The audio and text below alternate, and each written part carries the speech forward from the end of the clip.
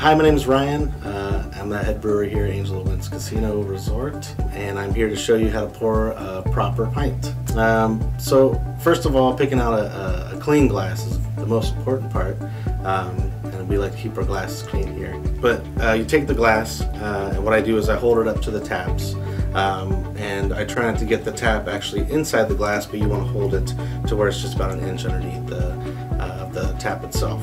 You hold the glass at a 45-degree angle, and you want to pull the tap handle all the way open and let that beer start flowing in the glass at about right in the middle of the side of the glass. It's held at a 45-degree angle. And then you'll want to let that fill up until it's about half full, and then you'll tilt your glass back up and let it pour down the middle of the pint glass, stopping it just before it foams over, which leaves a nice little inch of CO2 and foam on top of your glass.